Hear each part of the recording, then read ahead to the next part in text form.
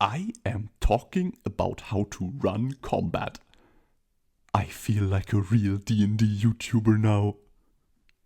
Sup, Punions, Chris Punking here with the new TTRPG advice for your games. Let me tell you, I have seen every YouTube video on how to improve D&D combat. Some I liked, some I did not like.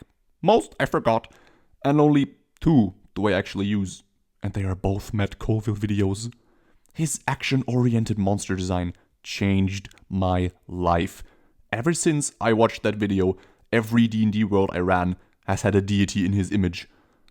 Or a bugbear. Or both. So what can I add to the conversation when everything is already said and somehow people still don't know what they need to do? Well, this video is kind of a response to many of those running better combat videos I have forgotten about.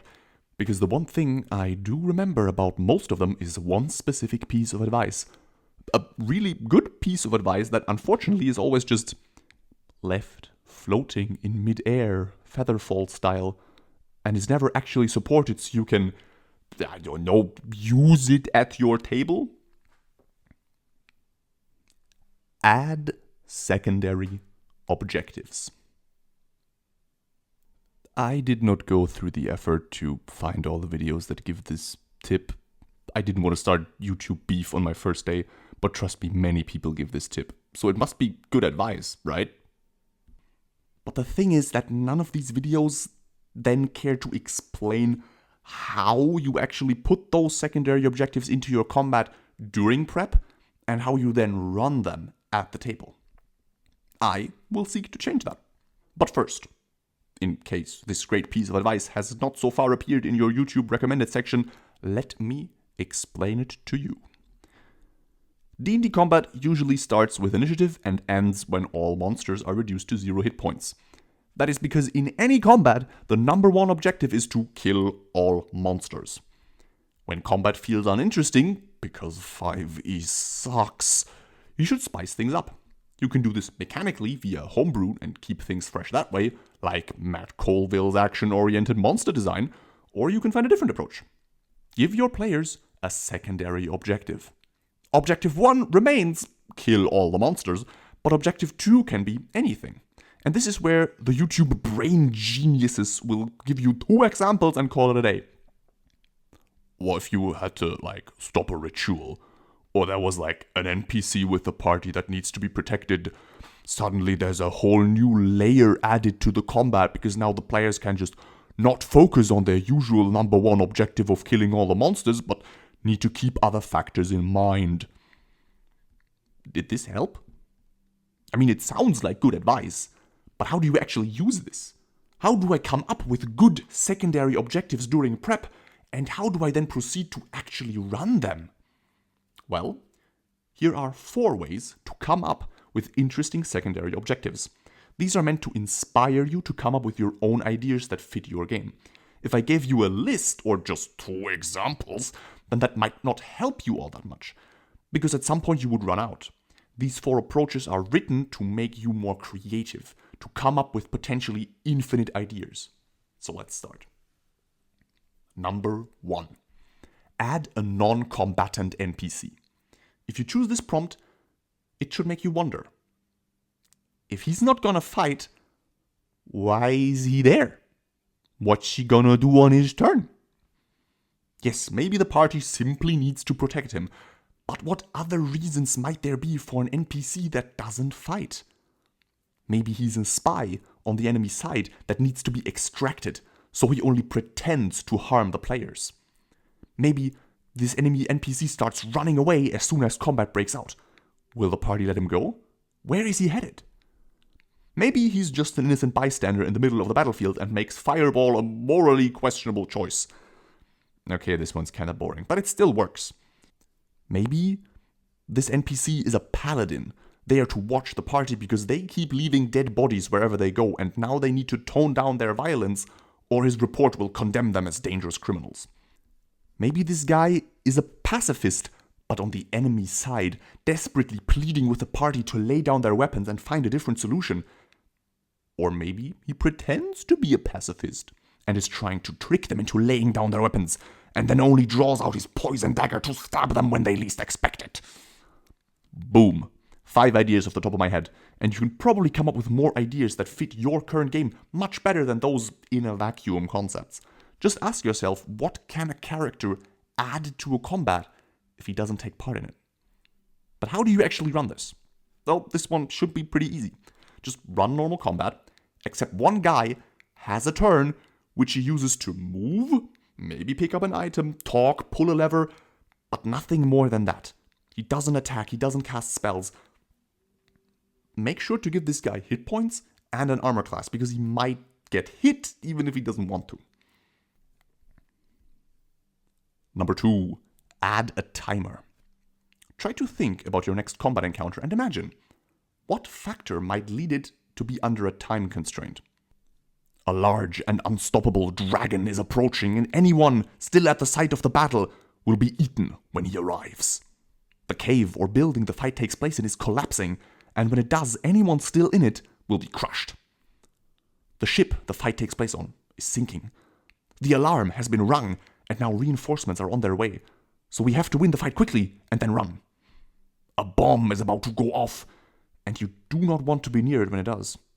A nice NPC is bleeding out and rolling death saves.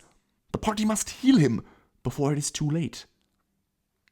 And another set of ideas. Again, try to think of more to add to your game.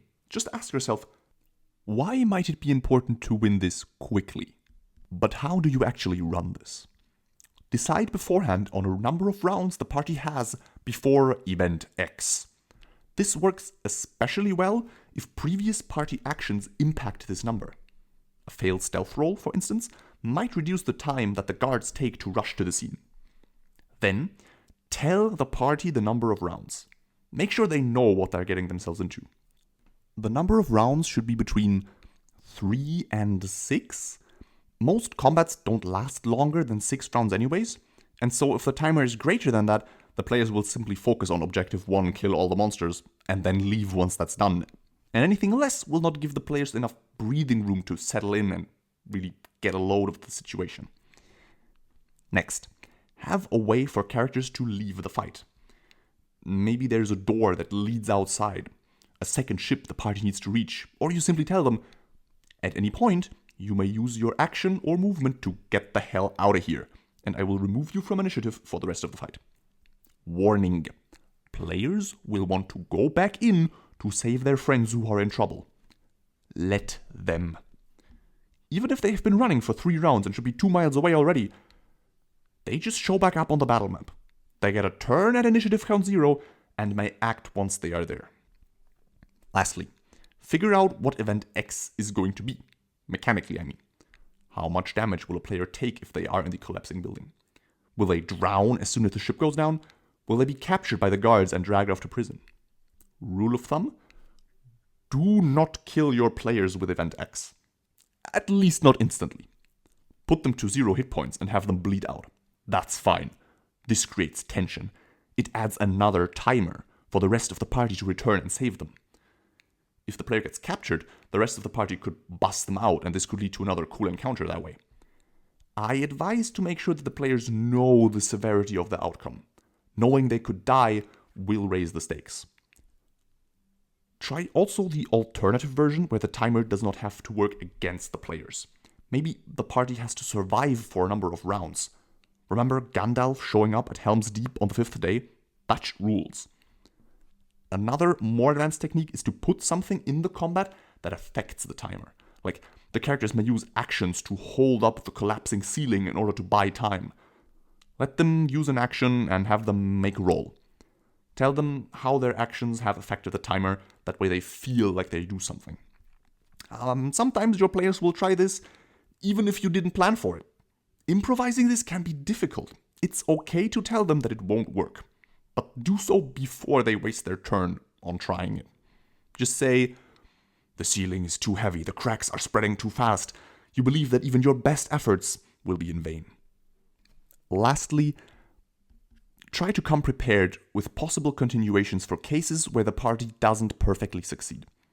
What happens if one person is still on the battlefield when the dragon shows up for its lunch? what happens if the entire party is there? Are they all swallowed and die? Or do they have to fight their way out of the dragon's stomach? You play Dungeons and Dragons. I play Dungeons in Dragons. We are not the same. Option 3. Use backstories. As soon as combat starts, or right before that, put something in front of your players that belongs to one of their backstories. If it is involved in a mystery in their backstory, this makes this even more effective. Immediately, the priorities will shift from Objective 1, kill all monsters, to figure out what is going on here and how it relates to what they know. An enemy NPC mentions the name of a person they thought dead. A symbol of a secret cult appears on the robes of the villains. One of the villains recognizes the character and yells, "There he is! The boss wants him alive!" The monster the party is fighting might have similarities to the one that destroyed a PC's hometown. Or the deity worshipped by the villains is the same as that of the party cleric. How could they commit these atrocities while worshipping the same god? This one works best for intelligent bad guys that can talk. During prep time, you can write down some ominous voice lines that these bad guys can throw around during the fight. This also requires you to have the answers to the PC's backstory mysteries already figured out. Quite a lot of work, but you were probably going to do this anyway at some point, so it should be fine. Also, make sure that whatever hints the players get out of the encounter can be pursued in some way after the fight, because chances are, you just hooked them. But how do you actually run this? Allow players to make charisma rolls to draw further information out of the villains during the fight. Have it cost an action or a bonus action. That way, the two objectives actually conflict with each other. Of course, players might want to attack first and ask questions later.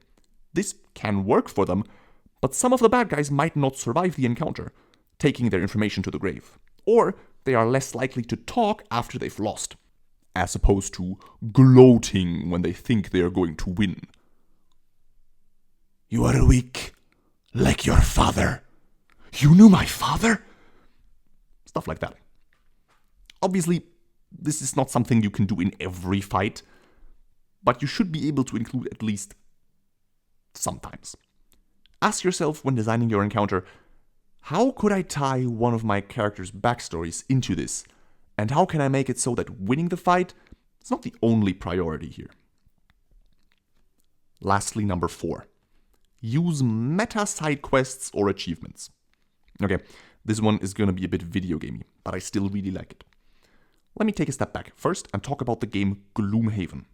Gloomhaven is a cooperative board game where players work together and fight monsters. Usually the goal of any given scenario is to defeat all the monsters, but every player also gets a unique side quest, which randomly is drawn from a deck of cards. Fulfilling the quest that is on the card will grant you a small boon for your character, and it forces you to sometimes play a little suboptimally, which is exactly what we're trying to achieve here. Most importantly, however, if the party fails the scenario, your side quest doesn't count as a success, even if you made it. So it is never worth to prioritize your quest over actually winning. These quests are things like get the first kill, never end your turn next to an ally, have 3 hit points or less at the end of the fight, be the first among your party to fall unconscious, or remove 2 harmful conditions from yourself or allies. I don't suggest you hand out cards to your players before fights, because this is not how D&D works. We want a story, not random achievements. So instead, find a way to make it part of the story. One way to do this is the piety system. This can be found in Mythic Odysseys of Theros, the book, or Pack Tactics made a video about it, link in the boodly-poo. Essentially, characters follow a certain ideal or god, and doing certain things to further that ideal or serve that god will give them a piety point. Upon reaching a certain amount of piety points, the character will gain a new power. A character serving the war god might gain a piety point if he defeats an enemy one-on-one. Therefore, once combat starts, he might selfishly declare that, "I've got this one, do not interfere!" And even if he might be in trouble and need help, well, he can't really call for it, because then he might lose the chance to get a piety point. Not optimal, but dramatic. Secondary objectives. If you've seen my magic items video, then this might also sound familiar. If you have not seen it, here's the short of it. If you do certain things With your items, they become magical. Tell your players what they need to do by giving them these meta side quests. Tell your fighter that his hammer will awaken if he lands 2 hits on a prone enemy, and watch him try and trip every opponent he comes across until he gets it done. Optimal? No. But it is exactly what we want. Secondary objectives. But how do you actually run this? Well, that's the best thing about these, baby. They run themselves. Once you have designed these side quests, they will remain intact for an entire campaign, and they will keep your combats interesting so long as you remember to make them matter. If one of the quests involves destroying undead, add undead to your encounters. And you don't even need to keep track of anything else, because your players will do the work for you by tracking the progress of their quests. This is all. And it was quite a lot. It should be noted that these categories kind of bleed into one another. Like, if the villains attempt a ritual, like so many of them do, one of them might not partake in the fight and instead just focus on the ritual completion. That way, he is both a non-combatant NPC and introduces a timer because he will finish the ritual soon. So feel free to combine these if you want to create even more variations and make your combats awesome. Hopefully, I could add something new and useful to the discussion on D&D Combat. Where have all the outros gone, and why is there a song? Should I click off this video 'cause Chris seems too far gone? Yes, you should.